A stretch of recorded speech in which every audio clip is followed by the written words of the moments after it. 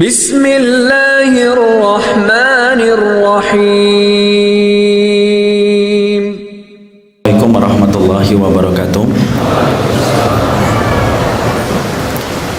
Innal hamdalillah wassalatu wassalamu ala Rasulillah wa ala alihi wa sahbihi wa man tabi'ahum bi ihsan ila yaumil qiyamah. Ikhwan yang semoga Allah rahmati, akhwat yang semoga Allah berkahi, Bapak dan Ibu yang semoga senantiasa diberikan kebaikan oleh Allah. Tidak ada yang penting kecuali adalah syukur kita kepada Allah atas segala kebaikan yang Allah telah berikan dan Allah limpahkan kepada kita. Karena sesungguhnya tidak ada kebaikan dan ketaatan yang terselenggara dalam kehidupan kita bukan karena hebatnya kita dalam iman, bukan pula hebatnya kita dalam takwa, tetapi semua ibadah yang kita selenggarakan dalam hidup, baik itu rukuk, baik itu sujud, ataupun ketika kita mendatangi ilmu, semata-mata karena hebatnya Allah ketika menolong hambanya yang beriman. Inilah yang menjadikan kita bersyukur, tidak perlu menyombongkan diri dari ibadah yang kita selenggarakan, tidak perlu menempok dada dari apa yang sudah kita kerjakan, karena sesungguhnya ibadah kita semata-mata hebatnya Allah ketika menolong hamba yang Allah pilih dan hamba yang Allah cintai. Makanya kita selalu membaca satu ayat 17 kali dalam satu hari. Iyyaka na'budu wa iyyaka nasta'in. Kenapa disebutkan kata nasta'in setelah kita mengucapkan kata na'budu? Maka sesungguhnya ahli tafsir menyampaikan, karena sesungguhnya ibadah kita tidak akan mampu kita lakukan dalam kehidupan kecuali karena pertolongan yang Allah berikan dalam kehidupan kita. Inilah yang menjadikan kita bersyukur setiap waktunya, setiap saatnya. Mungkin kita sering bertanya, kenapa setiap kajian ilmu selalu didahului sebuah nasihat untuk senantiasa bersyukur kepada Allah? Karena sesungguhnya kita harus paham, karakternya saya dan karakter antum itu sama, bahwasanya kita adalah manusia. Hasan al-Basri rahimahullahu ta'ala, beliau pernah ditanya, bagaimana karakter manusia itu? Maka Hasan al-Basri itu berkata, sesungguhnya karakter manusia itu dua aslinya. Yang pertama, ya'uddul masaib, suka menghitung-hitung kalau dia mendapatkan cobaan dan musibah. Makanya kita ini kalau sudah menghitung cobaan itu pintar banget. Kita beli handphone kemahalan sedikit, sama tokonya dendam 5 tahun tidak hilang-hilang. Dan itu karena kita ini akuntan paling handal kalau sudah menghitung cobaan dan ujian. Karena itulah yang ada dalam kehidupan manusia. Sifat yang kedua, yansa ni'ma rabbih, suka melupakan besarnya kenikmatan yang Allah telah berikan kepadanya. Makanya kita sering lupa kenikmatan, sampai-sampai ketika kita di kamar mandi pun lupa apa yang kita keluarkan itu pun merupakan dari kenikmatan. Makanya antum paham kenapa kita habis dari kamar mandi membaca Ghufranaka. Padahal kalau kita pikir, kita ngapain di kamar mandi kok tiba-tiba keluarnya istighfar. Ternyata Syekh bin Bas mengatakan keluarnya kita dari kamar mandi membaca Ghufranaka karena banyak di antara kita ini lupa bahwasanya nikmat ketika bahwasanya mengeluarkan kotoran itu merupakan kenikmatan dari Allah. Dan itulah yang menjadi sifat dasar manusia, bahwasanya dia suka lupa, amnesia kalau sudah bicara tentang kenikmatan dari Allah. Makanya majelis ilmu apabila kita selenggarakan itu pengen merubah dari karakter aslinya, dari karakter yang asalnya amnesia terhadap kenikmatan, kita rubah supaya kita menjadi akuntan paling handal untuk menghitung setiap kenikmatan yang Allah telah berikan kepada kita. Dan inilah kesyukuran kita datang dan berkumpul pada majelis ilmu pada kesempatan Duha kali ini merupakan bagian dari upaya supaya kita menjadi hamba Allah yang bersyukur dan kita amnesia terhadap cobaan dan ujian, karena cobaan Allah hanyalah seujung kuku, tetapi kenikmatan yang datang dari Allah itu seluas samudra. Tidak patut apa yang menjadi seujung kuku menghilangkan samudra kenikmatan yang besar yang Allah berikan dalam kehidupan kita. Kepadanya kita bersyukur, kepadanya kita menggantungkan segala urusan dalam kehidupan kita, dan kepadanya kita memohon supaya Allah tidak meninggalkan kita walaupun sekejap mata. Amin insyaallah. Sebelum kita menyampaikan apa yang menjadi tema yang akan kita bahas dalam kesempatan duha kali ini, saya ingin menyampaikan dan mengkoreksi sebentar.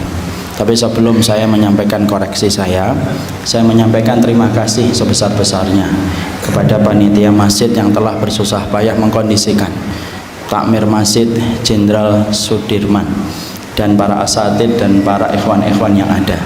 Maka kalaupun kita tidak bisa membalas kebaikan antum, semoga Allah melapisi keberkahan hidup antum di dunia dan di akhirat.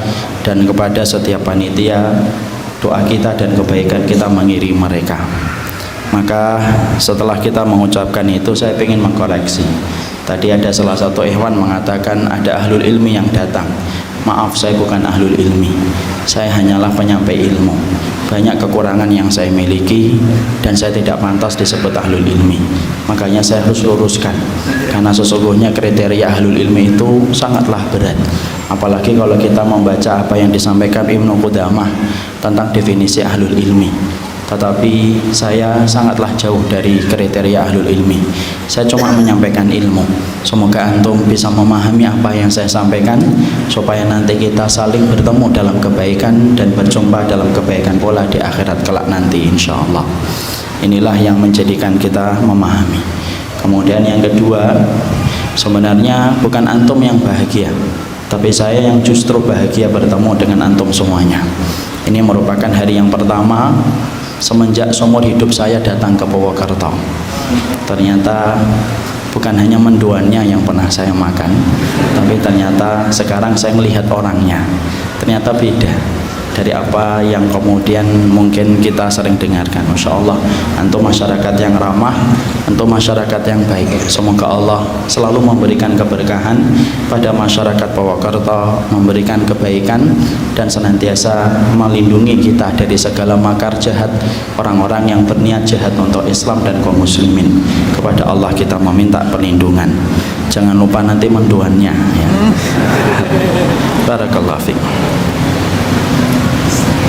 Ikhwan-ikhwan yang semoga Allah rahmati, kalau antum mendengar kata jalan pintas, tadi disampaikan Ustadz Khalid, Insya Allah, semoga Allah memberkahi beliau dengan ilmunya.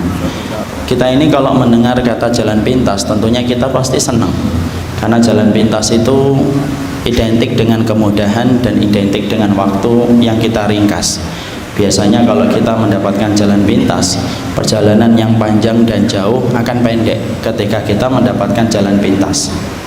Kita ke Purwokerto yang biasanya standarnya 6 jam di Bekasi, dari Bekasi, tapi kalau kita mendapatkan jalan pintas mungkin bisa 3 jam, yang biasanya perjalanan 3 jam menjadi 1 jam. Karena memang jalan pintas itu kalau disebut identik dengan kebahagiaan ketika kita menghemat waktu dan menghemat tenaga. Bahkan saking kita senangnya dengan jalan pintas, kita itu menyebut tikus itu biasanya tidak senang, tapi kalau kita nisbatkan tikus itu kepada jalan tikus, biasanya kita senang.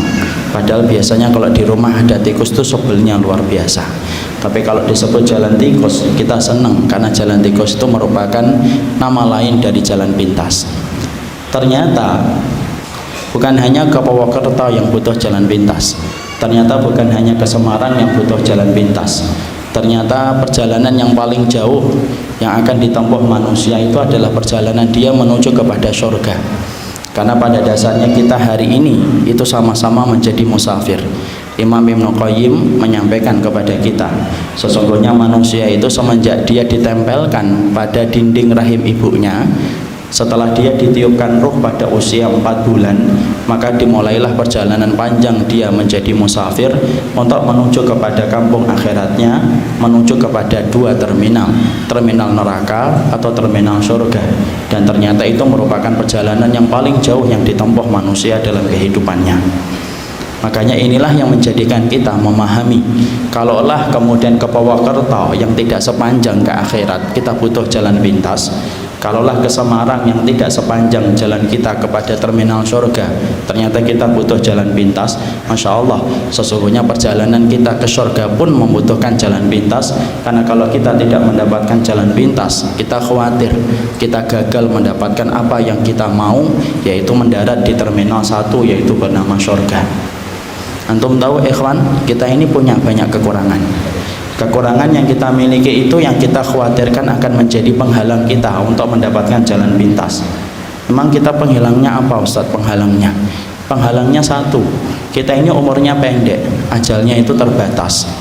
Kita mendapati umur yang diberikan oleh Allah kepada kita selaku umatnya Nabi tidak sepanjang umat-umat sebelum Rasul. Kita hanya diberikan umur 40 sampai 50, 50 sampai 60, 60 sampai 70, dan sedikit sekali yang melewati angka 70 tahun. Kita bisa bayangkan dibandingkan dengan umurnya Nabi Nuh 1650 tahun, kita ini cuma 70 tahun. Itu pun kalau ada yang sampai menyentuh 70 tahun. Padahal kita hari ini banyak yang meninggal mendadak. Ada yang cegukan 3 kali meninggal dunia, ada yang main futsal meninggal dunia. Dan ternyata itulah yang kita khawatirkan.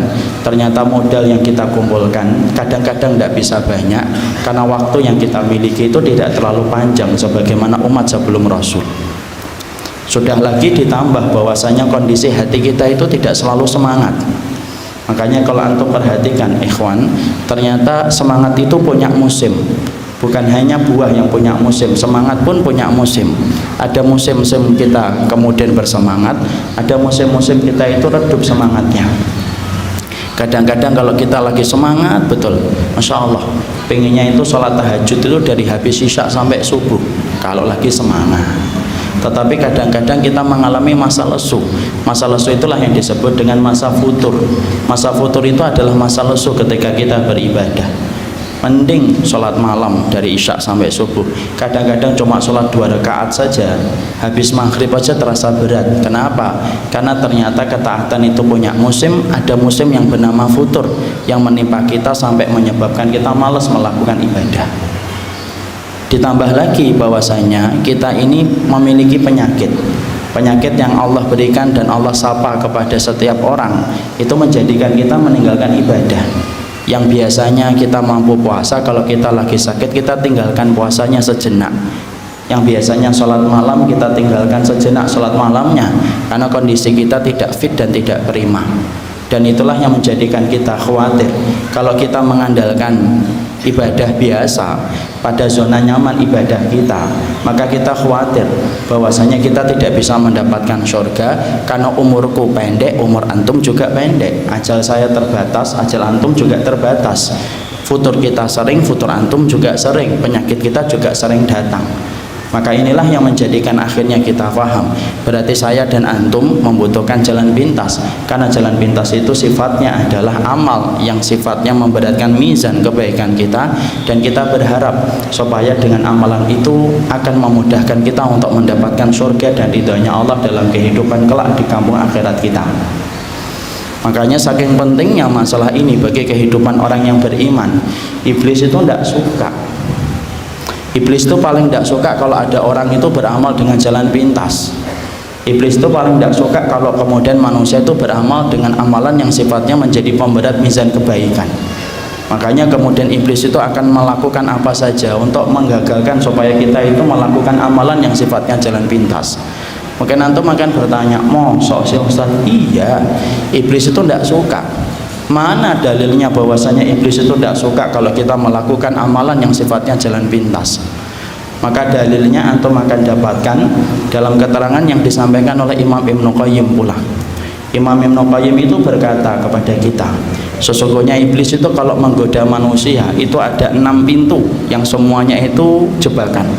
Jadi di balik 6 pintu yang dipasang oleh iblis itu, maka di baliknya itu ada jebakan. Maka kita kalau akan menguraikan ini nanti akan tahu bagaimana iblis itu tidak suka kalau kita beramal dengan jalan pintas. Apa jebakan yang pertama yang dipasang oleh iblis? Yang pertama syirik. Makanya kemudian kita ini digoda supaya kita ini melakukan kesyirikan. Kenapa ini merupakan pintu gerbang yang pertama yang disenangi oleh iblis? Karena iblis tahu apabila seseorang itu sudah terperosok dalam kesyirikan, batal, terhapus semua amal kebaikannya, tidak ada sisanya di hadapan Allah. Makanya gerbang yang pertama ketika mereka itu menggoda manusia itu apa? Yaitu supaya manusia itu melakukan kesyirikan. Kalau ana dan antum selamat pada gerbang kesyirikan, iblis itu tidak putus asa, dia memasang jebakan yang kedua. Jebakan yang kedua itu apa? Jebakan yang kedua itu adalah memasang ranjau. Yang sifatnya dari ranjau itu adalah menjebak kita untuk sibuk dalam perkara yang tidak dicontohkan dan tidak disunahkan oleh Rasulullah SAW. Supaya kita sudah sibuk dengan perkara itu, kita tidak sempat melakukan yang benar, dan kita tidak sempat melakukan perkara yang dicontohkan oleh Rasulullah SAW. Kita selamat nih di pintu yang kedua. Iblis itu tidak meninggalkan kita putus asa, bawa koper nangis-nangis, enggak. Tetapi iblis itu tetap kemudian menjebak kita dengan jebakan yang ketiga. Jebakan yang ketiga itu apa? Yaitu adalah kita ini digoda dengan dosa-dosa besar. Makanya dosa-dosa besar itu ngepung dalam kehidupan kita. Antum perhatikan ikhwan, dosa-dosa besar itu strateginya iblis itu gimana? Iblis itu ketika menggoda kita dengan dosa-dosa besar, satu, bagaimana dosa-dosa besar itu dirubah namanya. Dari nama yang dulunya menjijikkan kemudian dirubah namanya dengan nama-nama yang tampaknya tidak lagi menjijikkan, supaya ketika kita tidak lagi memandang jijik dosa-dosa besar itu, akhirnya orang dan manusia itu bisa melakukan dosa-dosa itu tanpa dia sadari. Makanya perhatikan, hari ini dosa itu bereinkarnasi, dia berubah casingnya tetapi bentuknya tetap sama. Yang dirubah itu namanya supaya kita tidak merasa jijik. Contoh Ustaz, oke, contoh kita lihat kan, orang zina sekarang tidak disebut zina, disebutnya apa? ML. Padahal itu hukumnya itu adalah sama, zina, tapi kemudian dirubah. Karena kalau disebut zina itu kan kita langsung bergidik bulu kuduk kita ketika mendengar kata zina. Orang homo tidak dipanggil homo hari ini, disebutnya kaum pelangi, kaum LGBT, ya kan? Kalau disebut kaum pelangi kan tampaknya masya Allah pelangi gitu kan, LGBT tampaknya ilmiah. Padahal dulu ketika saya di SD itu menyebutnya itu hombreng, sudah hombreng saja. Dan itu kemudian berubah. Kemudian BTS tidak disebut dengan BTS, sekarang disebutnya apa? Kupu-kupu, atau kemudian wanita kupu-kupu malam. Sehingga kemudian orang itu memandangnya wanita kupu-kupu malam. Kemudian orang tidak merasa jijik. Makanya itulah yang kemudian kita harus pahami, dosa-dosa besar itu merupakan strateginya iblis supaya kemudian menjebak kita, supaya kita terperosok kepada dosa-dosa besar, dirubah namanya, casingnya dirubah, walaupun tetap itu adalah dosa-dosa besar yang sebenarnya itu dibenci dan dimurkai oleh Allah. Strateginya yang kedua iblis itu apa? Yaitu adalah bagaimana kita dibatasin referensi kita tentang dosa-dosa besar.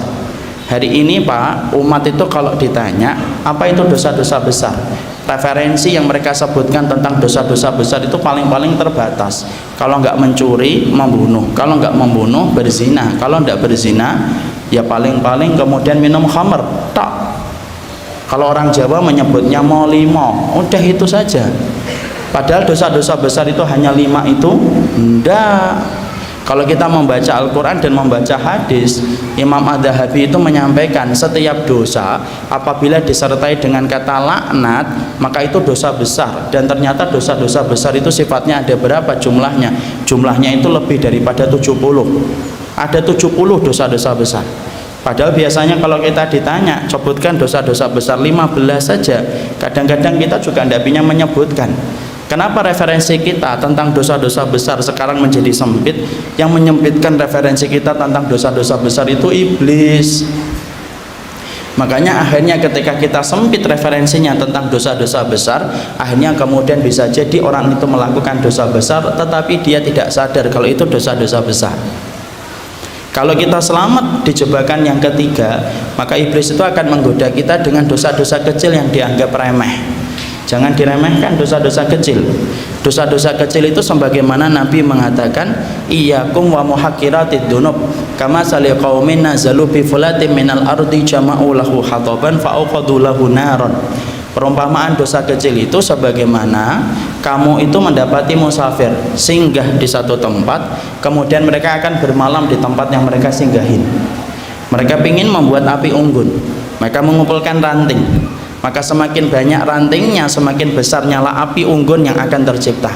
Dan sesungguhnya dosa-dosa kecil itu ya kayak ranting yang dikumpulkan musafir ketika akan membuat api unggun. Makanya inilah yang disebut dengan dosa-dosa kecil. Makanya Syekhul Islam itu pernah ditanya, mana yang lebih bahaya, dosa besar tetapi disertai dengan penyesalan, atau dosa kecil tetapi tidak pernah menyesal?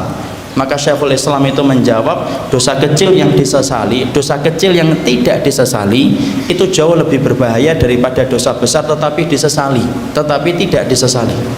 Saking bahayanya dosa-dosa kecil.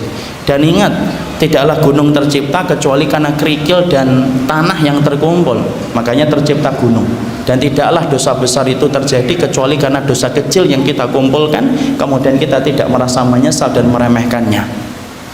Kalau kita selamat di pintu jebakan yang keempat, iblis tidak putus asa. Tuh lihat, iblis saja sabar, akhi. Makanya antum kalau beriman dan saya beriman itu sabar. Iblis saja sabar. Kemudian iblis itu menjebak kita dengan jebakan yang kelima. Jebakan yang kelima itu apa? Perkara mubah dibuat bagaimana berlebihan. Makanya kita disibukkan dengan perkara mubah. Karena kemudian kalau kita gagal digoda dengan syirik, gagal digoda dengan perkara yang tidak dicontohkan Rasul, gagal digoda dengan dosa besar dan dosa kecil, iblis itu semakin mengendorkan dan semakin melembutkan strateginya supaya kemudian tetap manusia itu gagal untuk memasuki surga. Makanya yang kelima, kita ini digoda supaya kita melakukan perkara mubah yang berlebihan. Contohnya apa perkara mubah yang berlebihan? Banyak. Ngobrol mubah atau tidak mubah? Mubah. Tapi ngobrolnya dari isya sampai subuh, nah itu perkara mubah yang berlebihan. Mungkin ada yang berkata, saya tidak pernah ngobrol Ustaz dari isya sampai subuh. Iya, tapi WA-nya online dari habis isya sampai subuh, sama aja. Itu termasuk perkara mubah yang berlebihan. Dimana kalau kita melakukan perkara itu, itulah yang menjadikan kita habis waktu, habis kesempatan, dan tidak bisa mengerjakan apapun amalnya disebabkan sudah sibuk dengan amalan-amalan mubah yang berlebihan. Contoh lagi apa? Perkara mubah yang berlebihan. Makan mubah tapi berlebihan. Ke Semarang hanya makan soto, balik lagi ke Purwokerto. Itu mubah yang berlebihan. Mancing mubah, mancing itu mubah ikhwan.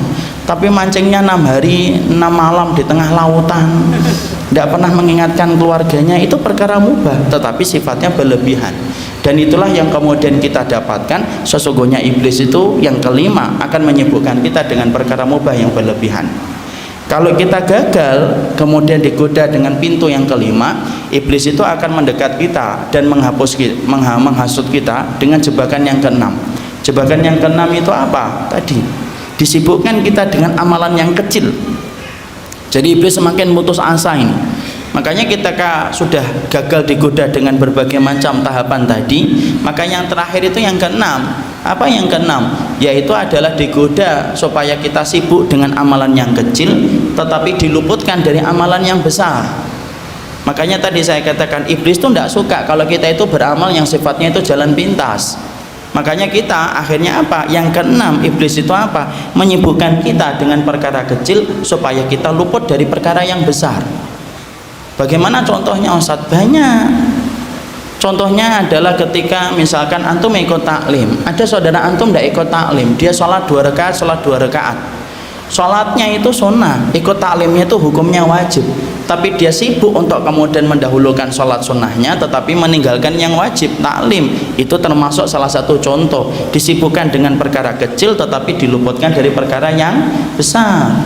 Ibu antum sakit, antum pergi kemana-mana, ibu antum manggil-manggil antum, kesini loh nak rawat ibu, temenin ibu. Tapi antum malah berkata sama ibunya, ndak ibu, saya harus silaturahmi ke teman-teman saya ingin dapat pahala. Betul, antum datang ke teman-teman antum dapat pahala. Tapi ketika antum meninggalkan ibu antum ketika sakit, itu berarti antum meninggalkan pintu gerbangnya surga. Dan itu termasuk di antara jebakan iblis. Dalam konteks peperangan itu pun sama. Ternyata ikhwan antum paham nggak? Ternyata yang mengimpor Ahmadiyah datang ke Indonesia itu adalah Belanda. Dan ternyata salah satu double impactnya sampai ketika Ahmadiyah itu datang ke Indonesia, sampai kemudian orang-orang itu ada yang tidak mau berjuang untuk melawan Belanda, walaupun tidak banyak. Jadi ada sebagian kecil kaum muslimin pada saat sebelum 1945, mereka itu sibuk zikir, masuk masjid, masuk langgar, masuk ke pesantrennya.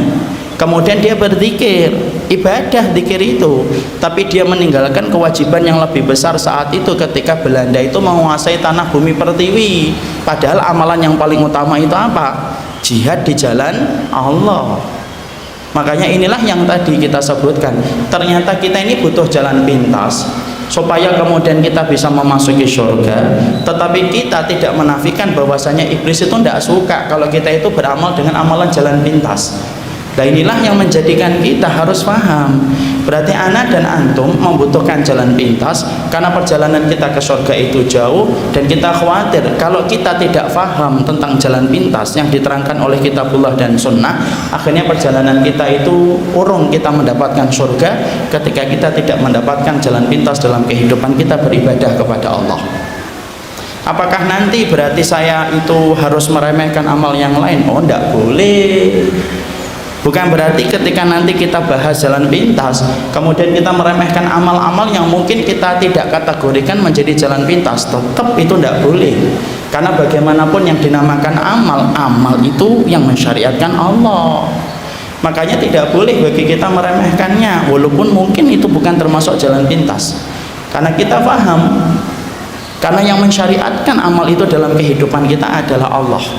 Makanya kita tetap memprioritaskan jalan pintas kita itu apa, sebagaimana nanti keterangan kita akan peroleh satu persatu, tanpa kita meremehkan amal, karena tidak boleh seorang mukmin yang mengikuti Rasul untuk meremehkan amal. Jadi analoginya kayak gini ikhwan. Jadi kayak Quran, antum tahu Quran. Al-Quran itu dari alif lam mim sampai minal jinnati wan nas, itu kalamnya Allah. Dicintai oleh Allah atau tidak? Pasti, wong itu kalamnya Allah. Kalamullah wal Al-Quran. Sesungguhnya kalamullah al-munazzal ala abdihi Muhammad al-muta'abbad bitilawatihi, itu Quran. Semuanya dicintai oleh Allah dari alif lam mim sampai minal jinnati wan nas. Tapi ikhwan, kita tidak menutup mata, ada beberapa ayat dan beberapa surat yang lebih Allah cintai daripada ayat dan surat yang lainnya. Contoh, Allah lebih mencintai ayat kursi daripada ayat yang lainnya. Allah mencintai surat Al-Ikhlas daripada surat An-Naba. Allah lebih mencintai Al-Falaq lebih besar daripada surat At-Takwir.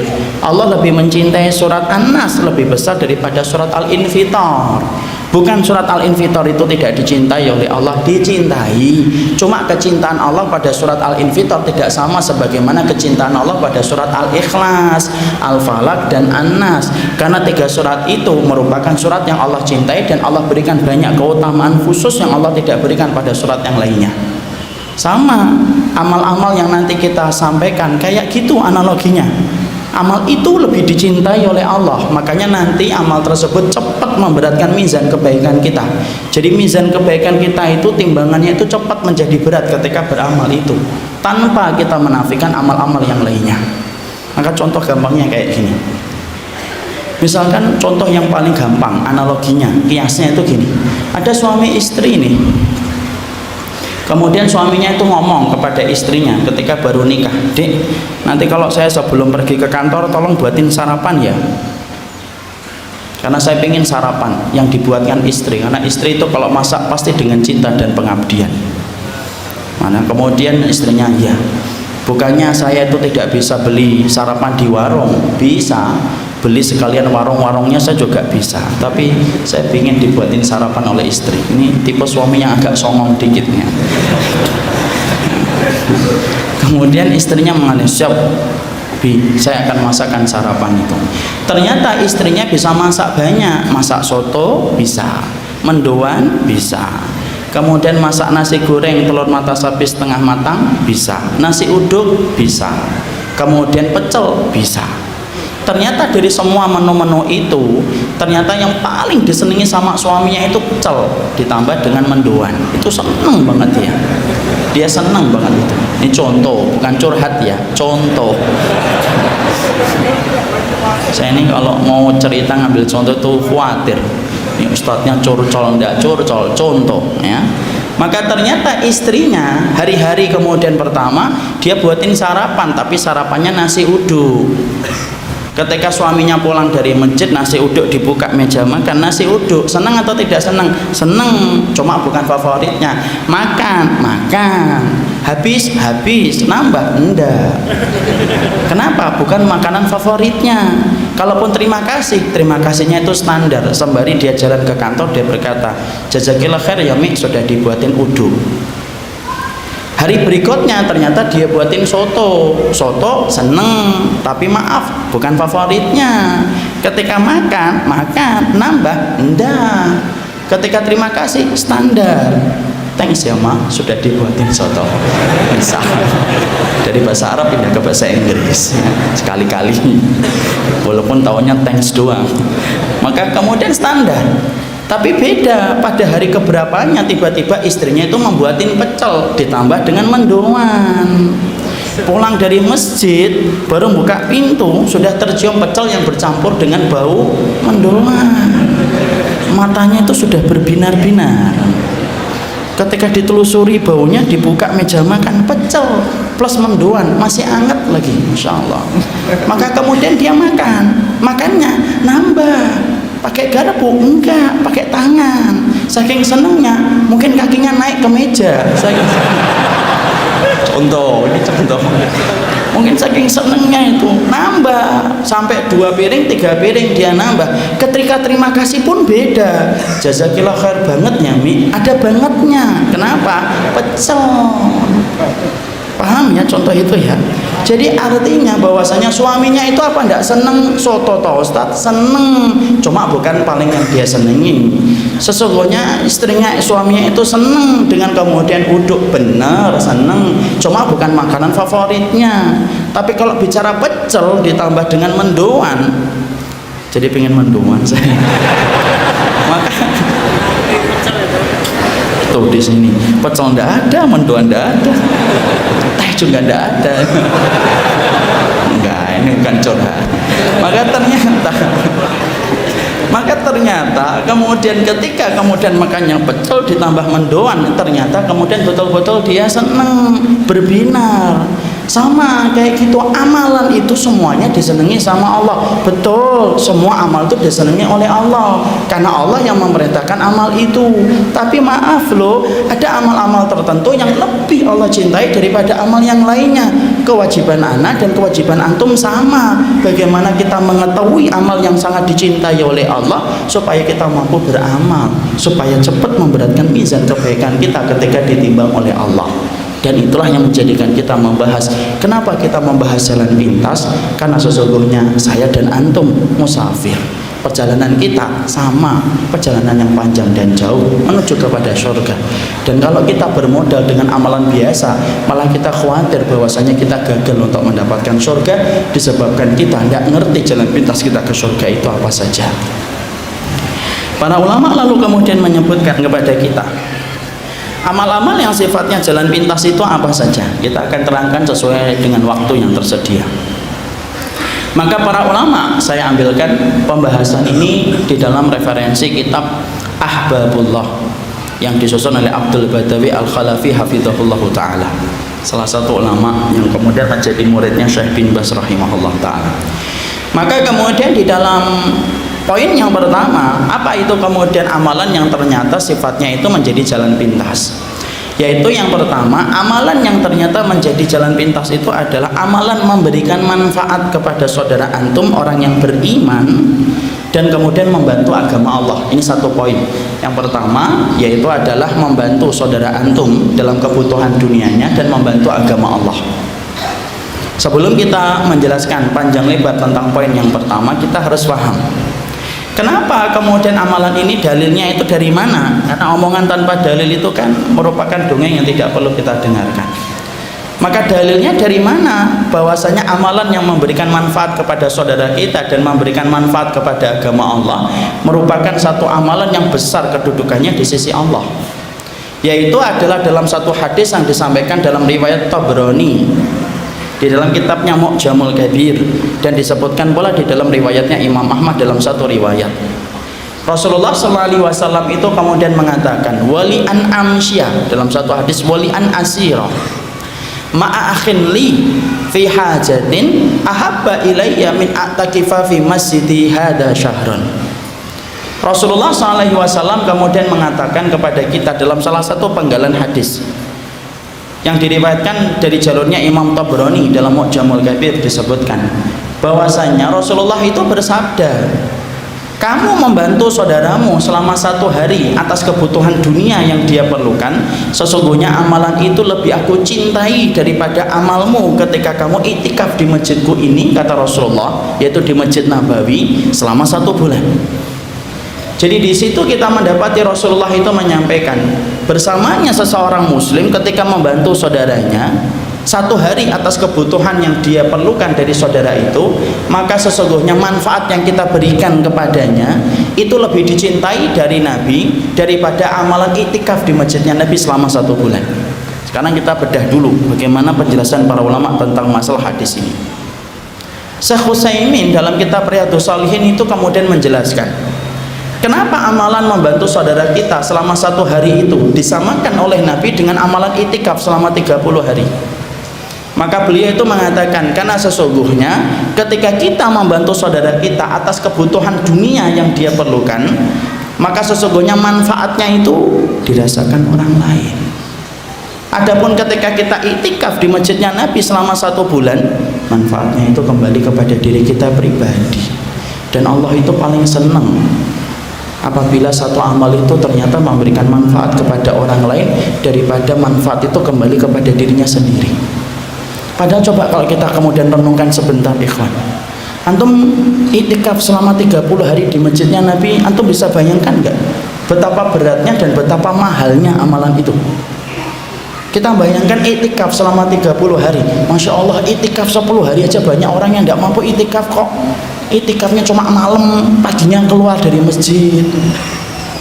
Yang mana kemudian banyak di antara kita, kalau kita mau jujur, kita ini belum pernah iktikaf 10 hari secara sempurna dari tanggal 20 sampai kemudian terlihatnya hilal. Rasulku dan Rasul antum itu tidak mengatakan 10 hari ikhwan, tetapi Rasulullah mengatakan 30 hari, dan itu di masjidnya Nabi. Mahal atau tidak mahal? Mahal. Kita beli tiketnya sudah berapa ikhwan? Bolak-balik minimal 15 juta hanya untuk bayar tiketnya.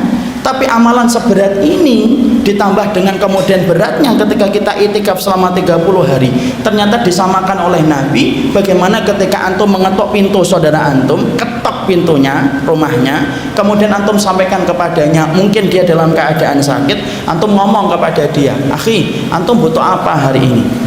Ana wakafkan nih diri ana sama antum selama 1 hari. Ente butuh kacang hijau, ayo.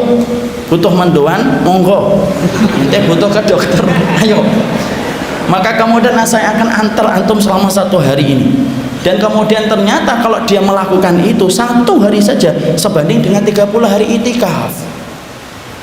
Makanya kalau kita mempelajari dan merenungi hadis ini ikhwan, di sini kita akan mendapati itu apa? Sesungguhnya agama ini dan sunnah ini yang diwariskan oleh Nabi itu mengajarkan kepada kita bahwasanya Islam itu bukan ananiah. Apa itu ananiah?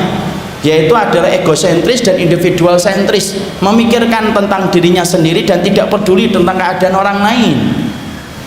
Makanya kalau orang itu sudah taklim lama tetapi ternyata manfaatnya susah dirasakan manfaatnya oleh orang lain, gagal dia. Berarti dia belum paham tentang salah satu tujuan disyariatkannya sunnah dalam kehidupan kita. Makanya sampai-sampai ada ulama terdahulu itu menyampaikan dalam salah satu bentuk asar yang indah, sampai mereka itu berkata kun nahron wala takun bi'ran. Sampai mereka mengatakan kun nahron wala takun bi'ran. Kalau kamu itu jadi mukmin itu jadilah kayak sungai dan jangan pernah menjadi kayak sumur. Apa Ustaz sumur dengan sungai? Manfaatnya itu loh akhi, manfaat sumur dengan sungai itu kan beda. Kalau antum kemudian melihat sumur itu manfaatnya susah untuk diambil akhi. Ketika kita kemudian ingin ngambil airnya harus pakai modalnya apa? Timba sama pompa. Antum tidak punya timba, tidak punya pompa, wassalam, dia akan naik itu air. Antum liatin aja, dia akan naik dia. Kita pakai renang, mentok. Kita pakai untuk mancing, dia bisa lah. Mau kemana nak? Mancing di mana? Sumur. Ibunya langsung geleng-geleng, ya Allah, anak saya harus diruqyah ini. Mancing di sumur. Ya, untuk membuang kotoran. Masya Allah, satu keluarga marah itu sumur. Tapi Masya Allah beda dengan sungai ikhwan. Sungai itu kemudian gampangnya memberikan manfaat. Masya Allah ya, ulama itu kalau sudah melihat sesuatu detail, apa yang luput dari pandangan kita itu dilihat oleh mereka. Itu loh ahlul ilmi itu kayak gitu.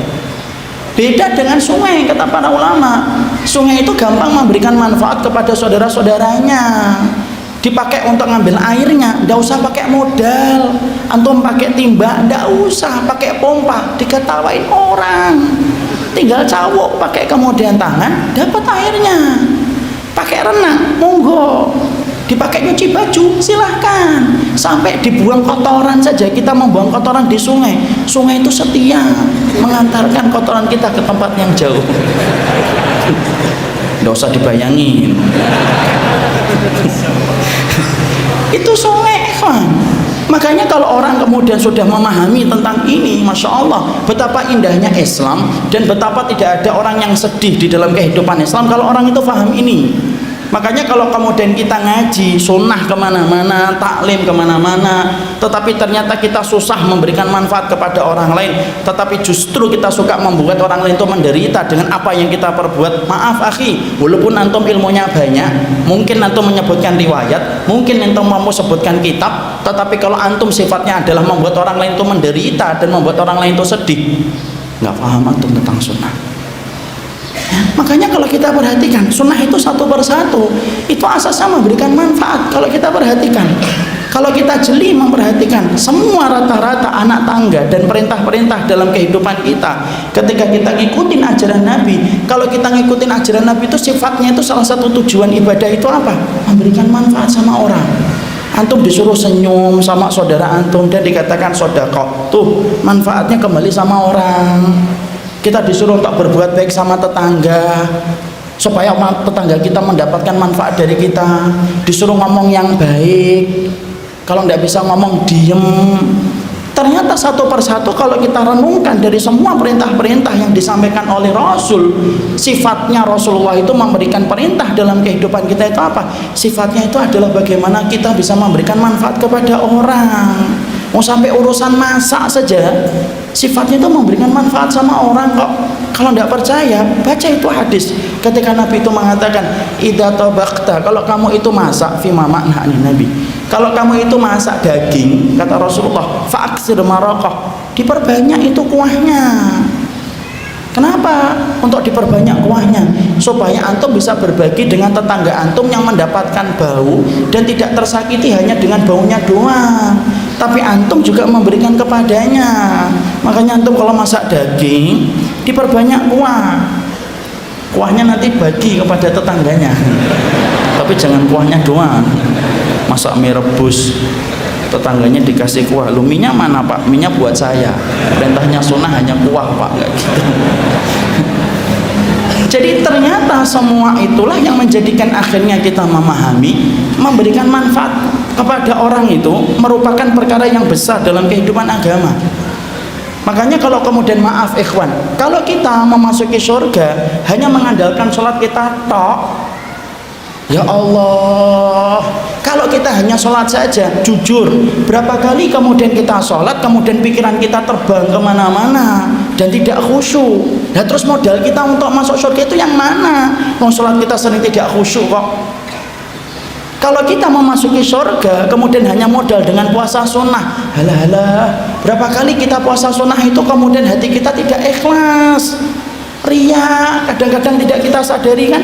Puasa sunnah pagi-pagi, puasa sunnah siang-siang, yang lain pada makan, kita bukannya pengen makan, kita cuma pengen ditanya, kok enggak makan Ustaz? Iya, shaim. Kalau nggak ditanya sedih, ya Allah nggak ada yang tanya, orang kan nggak tahu kalau saya puasa loh tuh kan. Bukan berarti nanti kalau antum puasa sunnah kemudian antum akhirnya bohong, enggak, saya cuma nyampaikan jaga niat itu susah. Makanya kalau kita hanya mengandalkan puasa sunnah tok, ternyata bahwasanya kita juga menyadari ternyata menjaga niat itu susah dan sulit. Dan terus yang mana?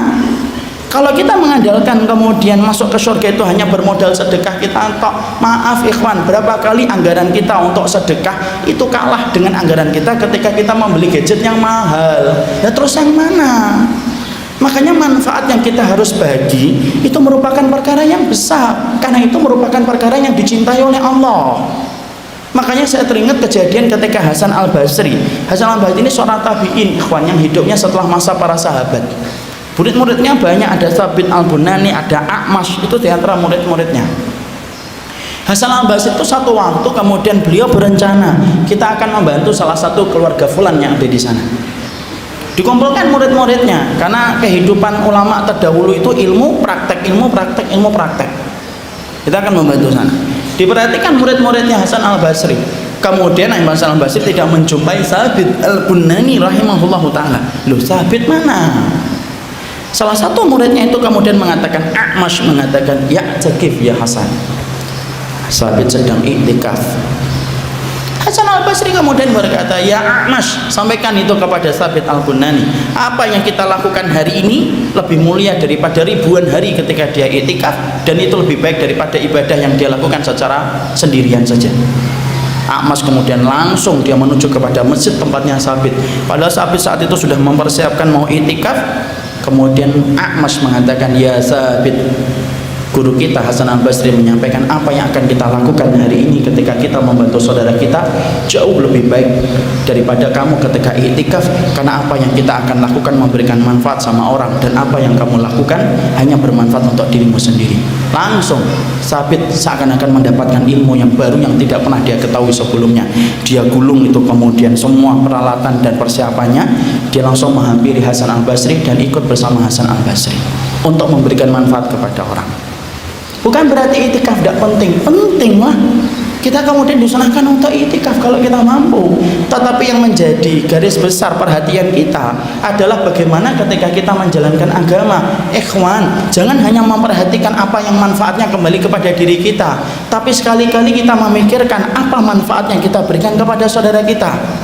Orang-orang yang sudah taklim, alhamdulillah, biasanya itu sudah terbentuk dengan kata-kata begini, saya belum dzikir pagi, saya belum duha. Bagus, masya Allah, itu sesuatu yang sifatnya bagus dan itu sesuatu yang sifatnya luar biasa.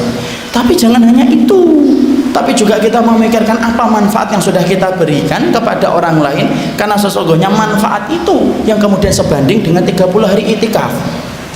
Jadi afan ikhwan, kalau boleh saya kemudian praktek langsung. Ini ada saudara-saudara anak ini, teman-teman anak, sahabat-sahabat anak itu sekarang di Bangladesh. Mereka kemudian sedang menunggu para pengungsi dan ngurusin pengungsi supaya mereka makan, mendapatkan kemah yang layak, mendapatkan tempat yang layak. Anak-anaknya disembuhkan dari trauma, dari segala macam pemandangan bengis yang mereka lihat. Ada yang 10 hari, ada yang 20 hari, ada yang 1 bulan ikhwan. Yang namanya relawan itu masya Allah, tidak enak, risikonya banyak. Maka mereka contohnya misalkan pergi 10 hari, pergi 10 hari saja, antum kalikan 30 ikhwan, 10 hari kali 30, 10 hari kali 30 sama dengan 300 hari. Berarti kalau ada teman kita pergi membantu saudaranya ini di Bangladesh, contohnya yang konkret, kemudian dia pergi Senin, Selasa, Rabu, Kamis, Jumat, Sabtu, Ahad, Senin, Selasa, Rabu, Kamis sudah bersama lagi dengan keluarganya, ikhlas dia melakukan itu karena Allah, itu sebanding dengan 300 hari itikaf. Padahal kalau kita bayangkan 300 hari itikaf itu berat atau susah? Berat ikhwan. Antum mampu nggak 300 hari itikaf, sholat, dzikir, puasa, tidur, bangun, sholat lagi, dzikir lagi, puasa sampai 300 hari, dan itu bukan sesuatu yang gampang. Kenapa ya Ustadz kita tidak pernah kepikiran tentang amal itu, tetapi sering kepikirannya amalan sholat duha kita saja, sering kepikiran dzikir paginya saja? Ya karena sesungguhnya tadi saya sampaikan, kan tadi kita menyampaikan iblis itu tidak suka ketika kita beramal yang sifatnya itu amal itu merupakan jalan pintas. Makanya masya Allah, itulah yang menjadikan kita akhirnya memahami. Tolong ikhwan perhatikan, sesungguhnya kehidupan kita ketika kita ingin mengharapkan surga tetapi kita minus memberikan manfaat kepada orang lain, maka sesungguhnya kita jauh dari surga. Karena sesungguhnya amal kita begitu susah untuk diberatkan mizan kebaikannya ketika kita jarang memberikan manfaat kepada orang. Ya makanya saya tuh ingat ada salah satu ikhwan, ini kisah nyata. Antum tahu nggak jarak Bintaro dengan Bekasi itu cukup jauh, sekitar hampir 50 kilo. Kalau perjalanan lancar itu hampir 40 menit. Kalau macet itu bisa sampai 1 jam sampai 2 jam lebih. Ada itu ketika saya baru pindah ke Bekasi sekitar 5 tahun yang lalu, tiba-tiba saya ditelepon malam-malam, Sabtu malam Ahad saya ditelepon. Ketika ditelepon beliau mengatakan, Ustaz, besok ngajar di mana? Kemudian saya sampaikan besok itu ngajar ada 6 tempat yang saya ajar. Lalu kemudian apa ini? Masya Allah, padahal saya cuma contoh ya, Masya Allah. Saya malah penasaran ada mendoannya enggak ini. Sudah Ustaz, jazakallahu khair Ustaz. Insya Allah beliau memberikan manfaat ini lebih baik daripada itikaf 3 hari. Masya Allah. Saya minum dulu gitu, menghargai beliau yang sudah susah payah.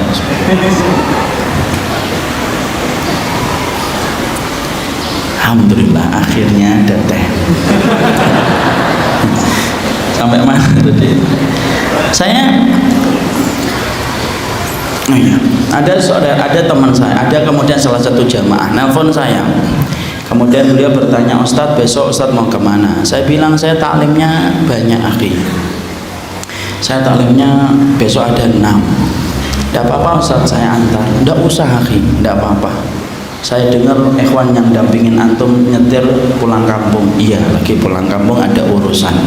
Tidak apa-apa Ustadz. Saya bilang sama beliau, tidak usah akhi, kalau antum mau ngantarkan saya, antum antarkan saya dari subuh 3:30 subuh, antum siap apa di depan rumah saya? Siap insya Allah Ustaz. Saya pikir biasa, mungkin tidak jadi. Kemudian saya tutup teleponnya, tidur, saya istirahat. Pagi jam 3 sudah bangun persiapan untuk kajian subuh, karena hampir tiap hari ada kajian subuh. Kemudian mempersiapkan, kemudian 3:30 pagar saya itu dikotak tek.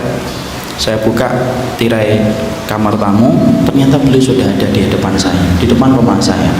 Masya Allah, saya bayangkan ini orang ini bangunnya jam berapa? Mungkin 2:30, mungkin jam 2. Maka kemudian perjalanan dimulai dari subuh, kemudian duha, kemudian duhur, sampai kemudian malam. Sepanjang perjalanan hari itu selalu saya tanya, antum kenapa sih dampingin saya akhi? Emang antum tidak ada hari libur aja? Bersama keluarga ada Ustaz. Istri antum tidak marah, antum nemenin saya? Enggak. Anak-anak tidak butuh abinya, butuh Ustaz. Semuanya sudah saya kondisikan. Dan tidak pernah membuka jawaban dan kartu. Kenapa dia saat itu, hari itu menemani saya selama 1 hari. Sampai selesai itu akhi, selesainya itu jam 9:30. Pulang ke Bekasi jam 11. 10:30 sampai rumah. 10:30 sampai rumah, dia harus balik lagi ke Bintaro, padahal perjalanan 1 jam. Maka 11:30 lebih dia sampai. Saat itu belum ada WA, masih BBM. Kemudian dia BB saya, alhamdulillah Ustaz sudah sampai di rumah. Qadarullah saya belum tidur, saya baca. Ketika beliau tahu saya masih terjaga, belum tidur, ditelepon. Kemudian beliau berkata, semoga Allah terima ya Ustaz amal kita hari ini. Amal antum dakwahnya diterima, amin. Amalan saya nemenin antum diterima ya Ustaz, amin. Saling mendoakan akhir kali. Maka kemudian beliau akhirnya membuka kartu. Ustaz kenapa saya menemani antum hari ini? Saya teringat Ustaz hadis yang disampaikan dalam riwayatnya Ibnu Umar, bahwasanya membantu saudaranya selama 1 hari itu lebih baik dari itikaf selama 1 bulan. Saya Ustaz belum pernah haji, saya belum pernah umroh. Kalaupun saya ditakdirkan mati muda Ustaz, saya ingin banget ketika saya mati muda, saya pernah mencicipi bagaimana rasanya amalan itikaf selama 30 hari. Di ujung telepon tuh saya tidak bisa komentar apa-apa. Saya cuma mikir satu saja, orang ini jatuh cinta sama surganya. Makanya sampai semua usaha dilakukan untuk menembus bagaimana dia bisa sampai ke surga. Kita, ikhwan, saya ngambil cerita ini seiring dengan doa saya kepada beliau untuk menggambarkan kepada kita, Masya Allah, hal-hal semacam ini nih yang sering kita lupa dalam perjalanan kita dalam kehidupan. Kita memperhatikan taklim, bagus. Kita memperhatikan kajian, mumtaz, subhanallah dan Masya Allah. Tapi terkadang kita lupa manfaat apa yang kita bisa berikan kepada saudara kita. Padahal itu merupakan salah satu amal yang sangat dicintai oleh Allah. 1 hari sebanding dengan 30 hari itikaf. Itu baru membantu saudara. Apalagi membantu agama Allah. Membantu agama Allah itu termasuk salah satu amalan yang besar. Syekh Utsaimin di dalam Riyadhus Shalihin berkata, termasuk di antara amalan yang besar pahalanya di sisi Allah itu membantu agama Allah. Kenapa dakwah itu menjadi bagian terbesar? Orang yang amalnya itu besar pahalanya di sisi Allah karena membantu agama Allah. Makanya kemudian kita pun sama. Kita pun dituntut untuk membantu agama Allah sesuai dengan kemampuan kita. Kalau memang antum tidak mampu untuk kemudian berdakwah, antum masih bisa membuka pintu-pintu yang lainnya. Karena kalau satu pintu tertutup, bukan pintu-pintu yang lainnya tertutup. Masih bisa kita lakukan apapun yang kita kerjakan supaya kita bisa ikut serta di dalam masalah ini, supaya mendapatkan pahala yang besar. Contoh ikhwan, antum tahu nggak hari ini, Masya Allah ya, dakwah ini sangat luar biasa dibutuhkan oleh umat. Tetapi kita hari ini ikhwan, banyak umat itu yang hanya memetik manis tetapi tidak pernah menikmati prosesnya ketika membentuk dai. Rata-rata kantong-kantong umat di mana-mana itu menikmati hasilnya doang. Ada ustadz yang bagus, undang, panggil. Ada yang ustadz bagus, panggil. Tapi kemudian kita lupa bagaimana menikmati prosesnya untuk membentuk dai. Padahal dengan kita mengikuti prosesnya, mengikuti dai, maka pahalanya itu besar. Dan itu Masya Allah berat di dalam mizan kebaikan kita, ikhwan. Contoh nih, antum saya pengen pahamkan antum ya. Hari ini adik-adik kita yang sekolah di Timur Tengah, entah itu di Madinah, entah di Mekah, entah di Mesir, entah di Yaman, itu tidak sampai 7.000 loh akhirnya. Nanti mereka pulang, kemudian ngampus 180 juta penduduk dengan berbagai macam latar belakangnya. Yang 7.000 ini belum tentu rukun semua, ada yang sukanya itu bertengkar, ya kan? 7.000 ini, antum bisa bayangkan betapa beratnya perjalanan dakwah di masa mendatang. Yang kita khawatirkan anak-anak kita. Kalau sampai anak-anak kita tidak mendapatkan dai amilina fi sabilillah yang mengajarkan kepada mereka tentang manhajnya Nabi dan sahabat, kita khawatir, lah anak kita nanti belajar ilmu yang benar itu di mana? Makanya Masya Allah termasuk di antara pintu besar yang hari ini pahalanya besar itu apa? Ayo nikmati prosesnya untuk membentuk dai dan mencetak dai. Terus caranya gimana Ustaz? Nyekolahkanlah. Antum bersama teman-teman antum 6 orang, 10 orang, nyari anak-anak yang kemudian kurang mampu tapi pinter, sekolahkan itu ke luar negeri. Ada ini beberapa keluarga di Bekasi, ikhwan, jamaah anak itu nyekolahkan. Ada salah satu adik kelas anak disekolahkan itu S1, S2 di luar negeri. Saya ketika mendengar itu, Masya Allah, gibtah saya. Tahu antum gibtah? Gibtah itu iri hati, betul. Saya bayangkan pahalanya. Kalau membantu saudara kita 1 hari saja sebanding dengan 30 hari itikaf, apalagi membantu salah satu anak dan hambanya Allah untuk kemudian mempelajari agama Allah supaya nanti menjadi dai, itu pahalanya sebesar apa kalau ditimbang? Ya kan? Yang di sana menghafalkan Quran, yang di sini dapat pahala. Walaupun yang di sini cuma hafal 3 surat yang terakhir. Yang di sana menghafalkan hadis, yang di sini dapat pahala. Walaupun yang di sini cuma hafal hadis innamal a'malu binniyat. Itu pun Pak enggak bisa melanjutin lagi. Belum lagi ikhwan, adik kelas anak ini sekarang pulang, kemudian dia sudah kemudian ngajar, kemudian di pondok ada sekitar 1.500 santri yang kemudian dia ajar. Antum bisa bayangkan pahala orang yang menyekolahkan beliau ini itu sebesar apa pahalanya? Itu ibarat sungai yang bersambung dengan lautan. Antum tahu nggak berapa yang dibutuhkan untuk kemudian ketika kita nyekolahkan anak-anak kita nanti ke sana? 1 bulannya kira-kira butuh 1,5 sampai 2 juta. Kita kan mampu bareng-bareng gitu 100 orang kalau memang uang kita sedikit, 10 orang kalau uang kita lebih, kita sekolahkan mereka, pulang nanti jadi dai, kemudian disuruh ngajar di sini, menjaga Masjid Jenderal Sudirman di sini. Kalau kemudian ustadznya berhalangan, dia yang kemudian menjadi mercusuar ilmu bagi umat. Itu kan pahalanya tidak pernah berhenti, ikhwan. Dan ternyata kita itu tidak pernah mikirkan sejauh itu. Seringnya kita pikirkan puasa sunnah, betul, bagus, teruskan, jangan pernah berhenti. Yang kita pikirkan sholat duha, betul, bagus, jangan berhenti. Tapi memikirkan agama Allah itu merupakan kewajiban kita juga. Dan itu merupakan bagian dari kewajiban kita untuk menjaga agama ini dari segala macam kerusakan. Kenapa kita tidak pernah kepikiran sampai ke situ ya Ustaz? Kan tadi saya sudah ngomong, iblis itu tidak suka kalau kita itu beramal dengan jalan pintas. Akhirnya disibukkan dengan amal-amal itu saja, dan kemudian kita sudah merasa dengan itu nanti akan masuk surga. Loh, kita ini tidak paham surga. Surga itu Nabi itu mengatakan ala inna silatallahi ghaliyah, ala inna silatallahi al jannah. Nabi itu bersabda, sesungguhnya barangnya Allah itu mahal banget, dan barang Allah itu surga. Dan kita khawatir kalau kita hanya bermodal pada zona nyaman kita dalam ibadah, jangan-jangan kita itu tidak dapat pahala di sisi Allah. Ketika mizan kita tidak terlalu berat. Kalau antum misalkan dakwah kayak gitu berat, mungkin kemudian antum jadi panitia kajian, walaupun hanya ngerapiin sandal, itu kalau diniatkan karena Allah, luar biasa ikhwan, pahalanya begitu besar di sisi Allah. Ya, membantu misalkan dakwah tidak bisa, membantu pondok pesantren yang menjadi tempat-tempat kader, antum sedekah, contohnya sedekah air. Saya ingatkan loh ikhwan, sedekah air itu termasuk salah satu amalan yang besar di sisi Allah. Makanya ada sebuah riwayat dari Sa'ad bin Ubadah. Sa'ad bin Ubadah itu, beliau itu kemudian bertanya sama Nabi, ya Rasulullah, inna ummi matat fakanat tuhib an tunfik fisabilillah. Ya Rasulullah, ibuku telah meninggal dunia, tapi ibuku dulu senang banget ketika beliau itu berinfak. Boleh enggak saya meneruskan infaknya ya Rasulullah? Nabi mengatakan tasaddaq wa tasaddaq anha, sedekah kamu atas apa nama ibumu, sedekah nyampe insyaallah. Jadi kalau antum ibunya meninggal, bapak meninggal, sedekah atas nama ibu bapak kita sampai, berdasarkan hadis ini. Kemudian Sa'ad bin Ubadah itu bertanya, ayu sodaqatin afdal ya Rasulullah, apa sedekah yang paling utama ya Rasulullah yang saya berikan kepada orang tua saya? Rasulullah bersabda, ijlil ma, alirkan air.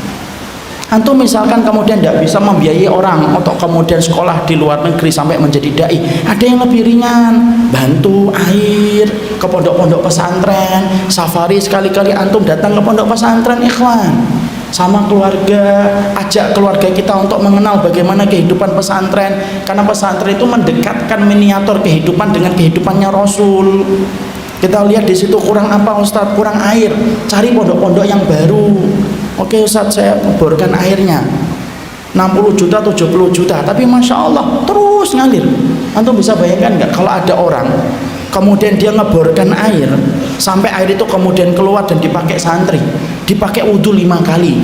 Misalkan santrinya 500 wudhunya santri, dipakai mandinya 500 mandinya santri, sore mandi lagi 500 mandinya santri, tengah malam mandi junub, dapat pahala lagi. Coba,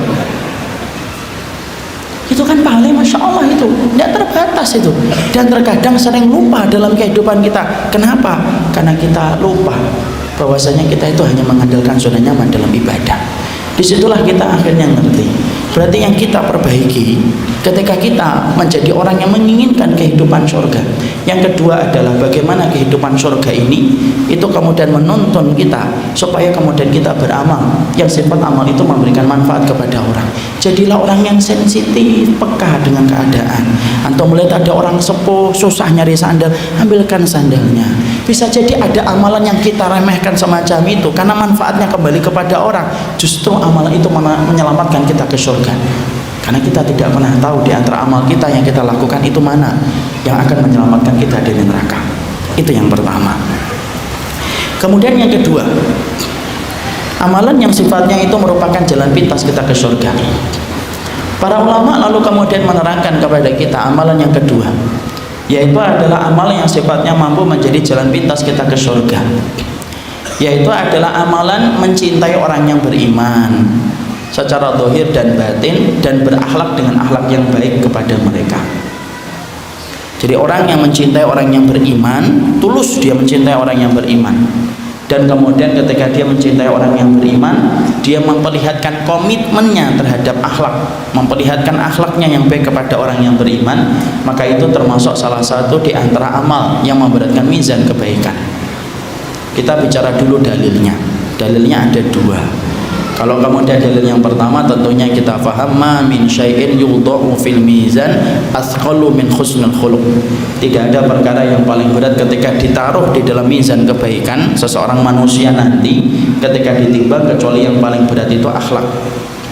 Dalil yang kedua yaitu adalah menjelaskan tentang keutamaan mencintai orang yang beriman.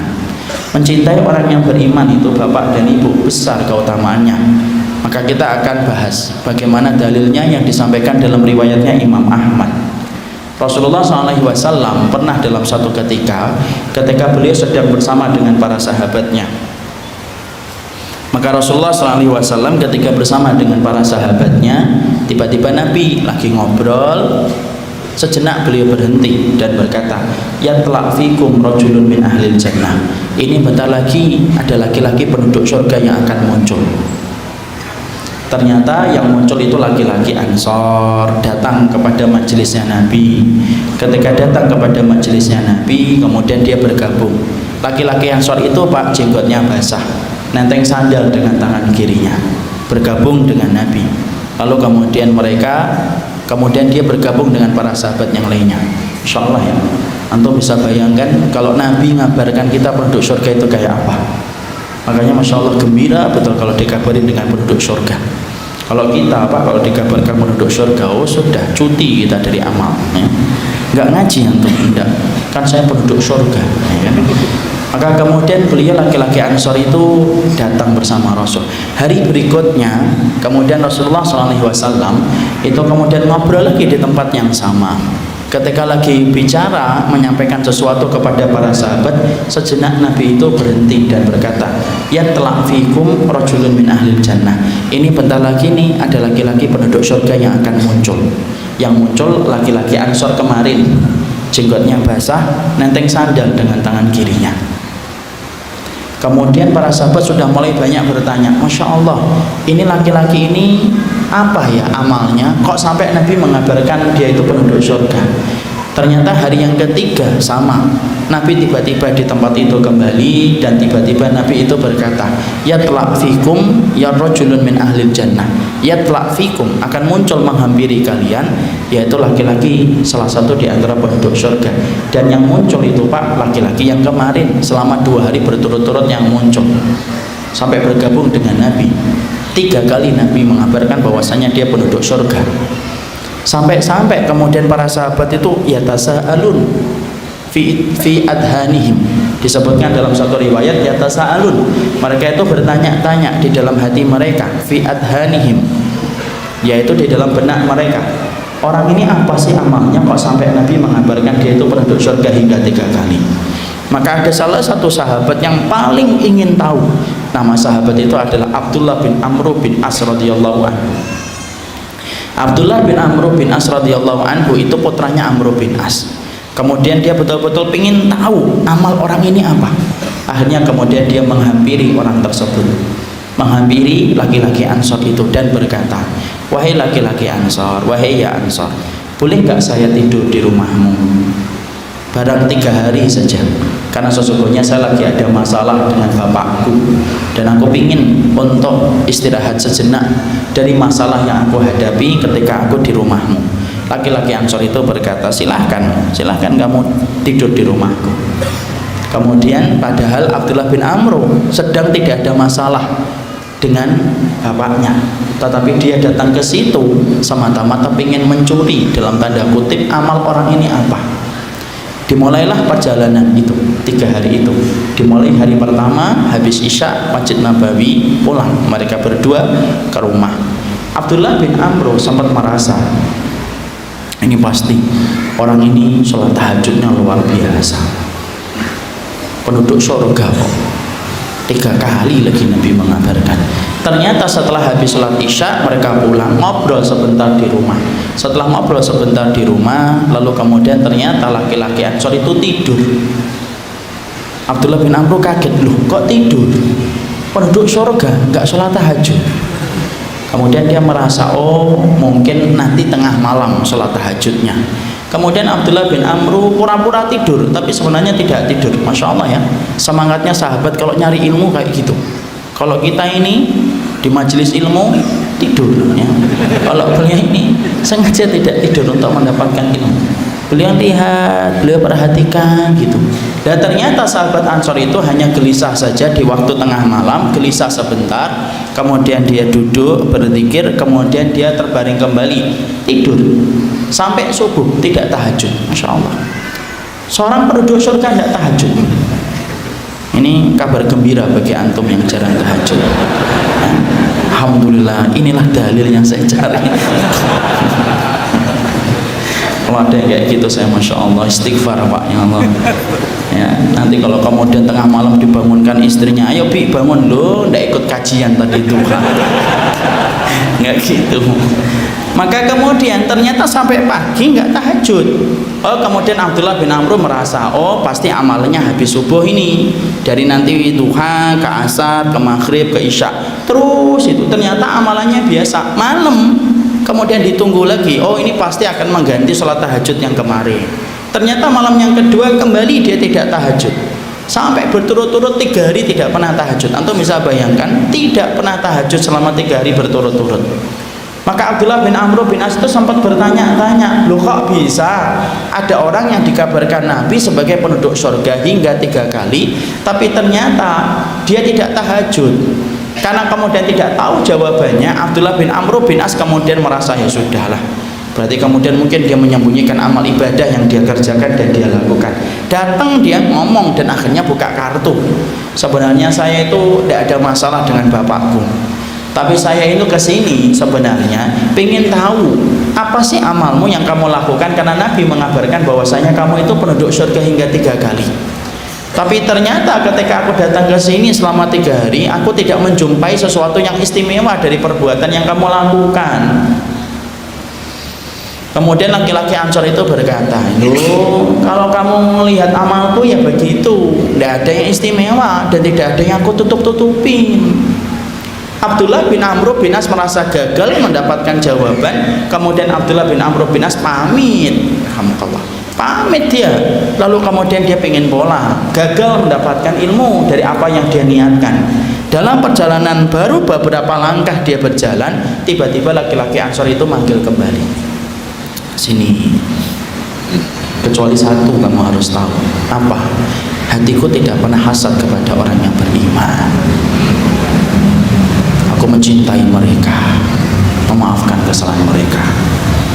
Langsung Abdullah bin Amr bin As kemudian gembira dan berkata, ini loh amalmu yang menjadikan kamu itu dimasukkan oleh Allah ke dalam surga. Suf ikhwan, inilah yang saya sampaikan. Di antara amalan yang jarang mendapatkan perhatian dari hati kita, itu perhatian ketika kita mencintai orang yang beriman. Padahal ketika kita mencintai orang yang beriman dengan berbagai macam kekurangan dan kesalahan mereka, sesungguhnya mencintai orang yang beriman itu terdapat amalan yang besar. Sampai kita mendapati bagaimana sahabat Ansor adalah orang yang tidak menghidupkan malamnya, tetapi Allah menutupi kekurangan dia ketika dia kurang pada ibadah malamnya. Allah tutupi karena Allah melihat bagaimana hatinya yang bersih ketika memandang orang yang beriman. Hari ini ikhwan, maaf ya, majelis ilmu itu sudah ada di mana-mana dengan izin Allah. Sudah kayak jamur di musim hujan, sudah kayak gorengan itu di pinggir jalan. Tapi kemudian mendapati hati seorang mukmin, hati seorang ikhwan yang hatinya bersih memandang orang yang beriman itu susah luar biasa. Karena apa? Karena ternyata hari ini kita begitu gampang untuk membenci orang yang beriman karena alasan-alasan yang tidak syar'i yang kita miliki, dan terkadang itu menjadi pembenaran atas apa yang kita lakukan ketika membenci orang yang beriman. Padahal tahukah kita kehidupan umat dari umat terdahulu, dari salaful ummah, di antara amalan yang luar biasa yang dilakukan oleh mereka itu apa? Yaitu adalah kehidupan akhlak mereka itu luar biasa. Dan salah satu yang paling menonjol dalam kehidupan akhlak para ulama terdahulu itu apa? Kebersihan hatinya ketika memandang orang yang beriman. Makanya saya akan sampaikan ya kisahnya Ibrahim An-Nakhai. Ibrahim An-Nakhai itu salah satu ulama besar. Tapi tahukah kita Ibrahim An-Nakhai itu matanya rabun, akhi. Matanya itu rabun. Tapi dia ulama besar, tinggal di Kufah, muridnya banyak, tapi rabun. Karena kita paham ya, banyak ulama yang mereka itu kemudian diuji dengan penglihatan. Maka ada salah satu muridnya yaitu Ibrahim An-Nakhai, namanya Sulaiman bin Mihran. Sulaiman bin Mihran itu tidak tega membiarkan gurunya kalau pergi ke masjid Jami' Kufah dalam keadaan kesulitan gara-gara kondisi yang matanya yang rabun. Tetapi Sulaiman bin Mihran itu apa? Sulaiman bin Mihran itu matanya juling.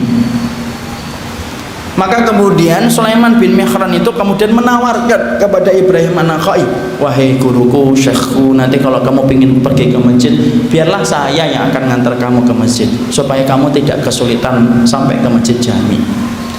Ibrahim An-Nakha'i itu nolak, tidak usah, karena tahu Sulaiman itu juling. Tapi ternyata Sulaiman itu betul-betul kemudian bersikeras untuk kemudian menuntun Ibrahim An-Nakha'i pergi ke masjid. Akhirnya disetujui. Antum tahu, setiap mereka kemudian Sulaiman itu nuntun Ibrahim An-Nakha'i, itu baru kemudian masuk mau masjid. Kalau sudah mau sama masjid, apa yang dikatakan Ibrahim An-Nakha'i? Ibrahim An-Nakha'i itu berkata, sudahkah kita dekat dengan masjid? Kemudian Sulaiman bin Mihran mengatakan, sudah wahai guruku, kalau sudah tolong kamu pindah ke pinggir ya, seberang jalan, jangan kelihatan orang kalau kamu itu sedang menuntun aku. Sulaiman kan kaget, kenapa wahai Ibrahim An-Nakha'i, wahai Abu Imran, namanya itu lakopnya Abu Imran, kenapa kunyahnya itu Abu Imran, kenapa saya tidak boleh nonton kamu sampai ke masjid? Jangan, kalau kamu nanti sampai nonton aku ke masjid, orang-orang nanti ngomongnya apa? Orang juling nonton orang yang rabun, dan aku tidak mau orang itu ngomongin kita. Kemudian yang mulai Sulaiman bin Mihran itu berkata kepada gurunya, da'hum, biarkan saja kalau mereka ngomongin kita itu, ya biarin aja, tidak apa-apa wahai guruku, kita akan dapat pahala. Transfer mereka pahala ke kita dan kita transfer dosa ke mereka kalau mereka tuh ngomongin kita di belakang kita. Ibrahim An-Nakha'i marah, Pak, suaranya keras, dan dia berkata kepada Sulaiman muridnya, naslam wa yaslamun khairum min an-nukjan wa ya'samun. Dengerin ya Sulaiman, kita selamat, mereka selamat, itu lebih aku cintai daripada kita yang selamat dan mereka mendapatkan dosa gara-gara kita. Pindah kamu ke samping sana. Insyaallah. Sulaiman tertegun, dan dia tidak menyadari bahwasanya gurunya luar biasa, hatinya bening ketika memandang orang yang beriman. Itu loh yang kita harus pahami. Apa yang disampaikan Rasul dalam kehidupan kita yang paling penting itu apa, Pak? Salah satunya kehidupan akhlak. Dan salah satu di antara bentuk kehidupan akhlak itu yang paling penting itu apa? Mencintai orang yang beriman. Makanya kemudian Abdullah bin Mubarak itu berkata apa? Kami mempelajari ilmu 20 tahun, kami mempelajari akhlak 30 tahun. Ruwayyim itu sampai ngomong kepada anaknya, Ruwayyim itu salah satu ulama salaful ummah itu sampai ngomong, ij'al ilmaka daqiqan waj'al adabaka ij'al ilmaka milhan waj'al adabaka daqiqan. Sampai kemudian Ruwayyim itu ngomong sama anaknya, nak, nanti kalau kamu sudah berilmu, kalau kamu sudah bisa beramal, jadikanlah ilmu dan amalmu bagaikan garam, dan jadikanlah tepung adonannya itu sebagaimana kamu itu beradab dan berakhlak. Kita paham, Pak, kalau ada petugas martabak, ada tukang martabak membuat adonan, biasanya kemudian adonan itu tepungnya itu yang banyak, garamnya itu hanya ditaburi di atasnya saja. Ruwayyim ngomong, ilmumu jadikan kayak garam, akhlakmu jadikan kayak tepung, dan tepung itu porsinya jauh lebih banyak persentasenya daripada garam, karena garam itu hanya ditaburi saja. Disitulah kita paham kehidupan akhlak itu merupakan kehidupan yang penting, dan salah satu di antara kehidupan akhlak kita, Pak, mencintai orang yang beriman. Makanya kalau ana dan antum ikut taklim, ikut ilmu, itu apakah kemudian menjadi halal begitu kemudian kita membenci orang? Kalaupun kemudian kita mendapati ada sesuatu yang sifatnya di situ ada perbedaan, ya wajar selama perbedaan itu berdasarkan kepada dalil yang benar.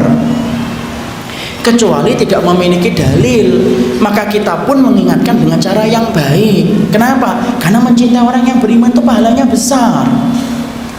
Ana ketika menjadi ustadz, lalu halal gitu bagi ana untuk menodai kehormatan orang lain? Tidak halal, akhi. Karena sesungguhnya kehormatan seorang mukmin itu kita diwajibkan untuk menjaganya. Makanya tentunya antum sering saya sampaikan kan berkali-kali, kita makan riba itu yang paling ringan dosanya adalah sebagaimana berzina dengan ibu kita. Tapi ketika dosa riba itu ada 73 pintu. Yang paling berat dari dosa riba itu apa? Menodai kehormatan orang yang beriman. Jadi maaf loh, kalau ada perempuan itu di pinggir jalan, dia nawarkan dirinya untuk dijamah sama laki-laki hidung belang 60 kali dia berzina, itu lebih ringan dosanya daripada ketika kita menodai kehormatan fulan, ketika kita terjang kehormatannya, padahal kehormatan orang mukmin itu harganya mahal. Sedih saya kalau lihat hari ini taklim itu kemudian hanya menjadi ajang bagi kita untuk menodai kehormatan orang yang beriman, seakan-akan kita lupa bahwasanya menodai kehormatan orang yang beriman itu dosanya besar, lebih besar daripada zina. Kita takut sama riba tapi tidak takut untuk menodai kehormatan orang yang beriman. Maaf, berarti kita ini kemudian dibisiki setan sampai tidak ngerti bagaimana prioritas kita ketika meninggalkan dosa. Ngajinya anak dan antum, maka kemudian menjadikan kita saling mencintai. Kalaupun ada saudara kita yang melakukan kesalahan, bukankah kalau kita mencintai mereka, cara mengingatkannya pun harus dengan cara yang baik? Karena kita tidak bisa menyalahkan ikhwan. Jangan mencela kegelapan kalau kita tidak membawa lentera. Jangan suka kemudian kita menodai kehormatan ketika kita tidak pernah menegakkan kewajiban kita kepadanya. Karena ini yang kemudian hilang dalam kehidupan hari ini ketika kita berilmu. Ikhwan, antum tahu nggak? Orang itu kalau sudah saling mencintai, saling mengingatkannya pun baik. Antum lihat aja suami istri kalau saling mencintai. Suami istri itu ikhwan kalau sudah saling mencintai, Masya Allah, kata-katanya itu lembut betul. Suami istri kalau saling mencintai itu. Coba kalau suami istri itu baru saling mencintai itu.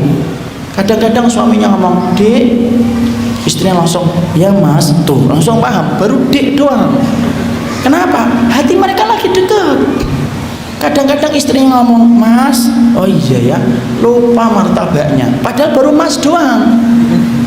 Kadang-kadang lakinya, "Dek," "Ya Mas," Insya Allah. Tuh kan?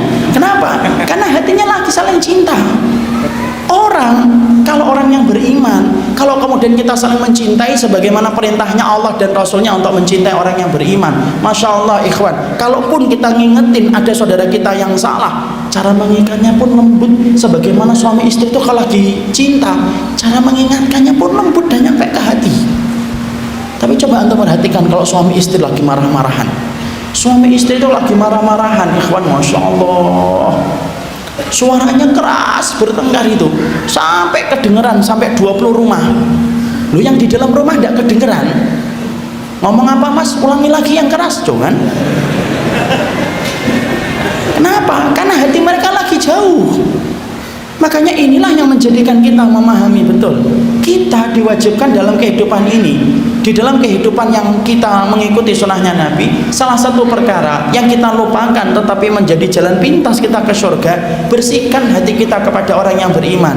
Bukan berarti ketika kita mencintai orang yang beriman kita membiarkan kesalahan, enggak, tapi cara mengingatkannya pun dengan cara yang baik. Hari ini Masya Allah, antara satu taklim dengan taklim yang lain kadang-kadang bermusuhan, sampai kemudian kita dihujat kehormatannya, dinodai kemudian kehormatannya. Padahal seorang mukmin itu dijaga kehormatannya. Antum tahu kenapa kalau kita akan memulai puasa hanya dibutuhkan satu saksi yang melihat hilal? Ketika Idul Fitri hanya 2 saksi yang melihat hilal, cukup untuk menandakan besok Idul Fitri. Tapi antum tahu berapa banyak yang dibutuhkan saksi kalau kita akan mengatakan saudara kita berzina? Berapa orang saksi ikhwan? 4. Lebih banyak daripada saksi yang dibutuhkan untuk mengatakan besok puasa, lebih banyak daripada saksi yang dibutuhkan untuk mengatakan besok Idul Fitri. Padahal kalau antum perhatikan, 4 saksi itu susah nggak dihadirkan kalau ngeliat orang zina? Susah. Bisa nggak kita bayangkan 4 orang gitu bareng-bareng jenggotnya panjang tuh, Masya Allah tuh. Biasanya 2, yang 2 diajak tidak mau. Kenapa Allah itu sampai mensyaratkan 4 saksi? Karena semangatnya Islam itu menutup dan menjaga kehormatan orang yang beriman. Makanya Masya Allah lah, kita pingin saling mencintai ikhwan. Orang kafir hari ini sudah terlalu banyak itu kemudian mendolimi kehidupan kita. Antum ini kalau kita keadaannya kayak gini, saling membenci, saling menghujat terus menerus, Kita ini kalau dihadapkan orang Suriah itu akan ngomong ke kita, tega banget ya kalian itu ya, kita dibunuhin tiap hari, wanita kami diperkosa, malah kalian asik untuk bertengkar satu dengan yang lainnya. Orang Rohingya yang kalau melihat kita, mungkin mereka akan protes, sempat-sempatnya kalian bertengkar, padahal kami sedang menghadapi musuh yang mereka tidak punya peri kemanusiaan kepada kami. Kawan, mencintai orang yang beriman itu merupakan salah satu amalan yang besar, tapi luput dari perhatian kita hari ini. Saya ambilkan contoh ya, ini terakhir penutupnya. 2 tahun yang lalu atau 3 tahun yang lalu, mungkin antum masih ingat, dulu puasa Arafah kita itu sempat beda. Ada yang mengikuti puasa Arafah karena mengikuti wukuf yang ada di Mekah, di mana saat itu tanggal 9 Dzulhijjahnya mereka lebih duluan daripada kita, karena mereka kelihatan hilal dan kita menggenapkan, yaitu bulan Dzulqa'dahnya. Kemudian hari itu terjadi perbedaan. Ada yang mengambil miqat zamani, ada yang mengambil miqat makani. Miqat zamani itu apa? Dilihat waktunya. Kalau kita di sini waktunya tanggal 9 besok, ya kita puasa Arafahnya besok. Ada yang mengatakan miqat makani. Miqat makani itu apa? Ngambil tempat. Kalau yang di sana wukuf, ya kita puasa Arafah. Saya masih ingat betul, ada satu grup itu sampai masing-masing mereka punya kecenderungan masing-masing. Ada yang mengatakan mengambil miqat zamani, ada yang mengambil miqat makani. Masing-masing punya dalil. Khairlah insyaallah. Tapi yang saya pernah sedihkan, bagaimana orang yang mengambil 2 pendapat ini bertengkar, ikhwan. Yang mengambil miqat zamani kopas panjang, miqat makani kopas panjang, debat. Tidak ketemu, masya Allah. Keluar dari grup, live group. Yang satu teman debatnya itu keluar, tidak terima, ikut live group juga dia. Sampai kemudian adminnya ikut-ikutan live group ya. Sampai kemudian kita berpikir, masya Allah, puasa Arafah hukumnya sunnah, mencintai orang yang beriman hukumnya wajib. Kita malah kemudian membela sesuatu yang sifatnya sunnah mustahabbah, tapi meninggalkan yang wajib. Makanya ada salah satu di antara hal ini penutupnya, yaitu Syekh bin Baz. Syekh bin Baz itu, beliau itu ketika habis rukuk sedekap. Ada sebagian ulama yang ketika habis rukuk lurus, yang sedekap namanya qabd, yang lurus namanya irsal. Beliau termasuk orang yang memegang pendapat kalau habis rukuk itu sedekap. Ketika beliau membela, apa hujahnya beliau dan dalilnya beliau? Panjang dalilnya beliau sebutkan dalam kitabnya. Di akhir kitabnya ada sebuah tulisan yang membuat saya jatuh cinta kepada beliau. Beliau berkata, kalau kamu pengen lurus setelah ruko, silahkan, bagi antum dalilnya. Kalau ana setelah ruko, maka saya sedekap, bagi saya dalilnya. Sebagaimana dari halaman pertama sampai halaman yang terakhir, saya menyebutkan dalilnya. Tapi ingat, antum sedekap atau antum lurus itu mustahab, itu sunnah. Adapun mencintai orang yang beriman itu hukumnya wajib. Dan semoga yang wajib tidak hilang dengan perkara yang mustahab. Jadi disitulah kita memahami. Inilah yang harus kita perhatikan. Yang kedua, amal yang sifatnya menjadi jalan pintas kita ke surga, berakhlak yang mulia, mencintai orang yang beriman. Itu yang kedua. Apa yang ketiga? 4, 5, 6, 7 dan 8. Ada 8 ikhwan. Tapi waktu jualah yang membatasi. Saya sudah disampaikan waktu tinggal 10 menit lagi. Ini pun disampaikan 15 menit yang lalu. Jadi saya kira cukup. Karena kalau majelis ilmu itu terlalu lama, banyak setannya, kata para ulama.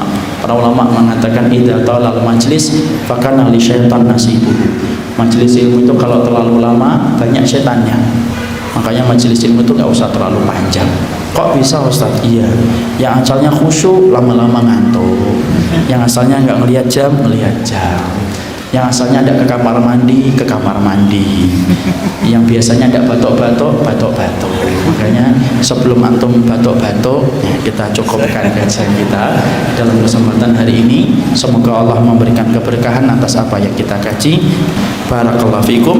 Ini yang dapat kita sampaikan dalam pertemuan kali ini. senang sekali bertemu dengan antum, bahagia bertemu dengan antum. Semoga Allah memberikan kebaikan kepada kita, saling mencintai karena Allah, memaafkan kekurangan, dan semoga kita bersama-sama menuju kepada ridhanya Allah. Ini yang dapat saya sampaikan atas nama panitia. Atas nama yang lainnya saya mohon maaf kalau ada banyak kekurangan dan kesalahan. Jazakallah khair pula kepada Ustadz Khalid yang telah membantu kita dan telah memberikan mukadimah yang luar biasa. Kepada beliau saya serahkan kembali.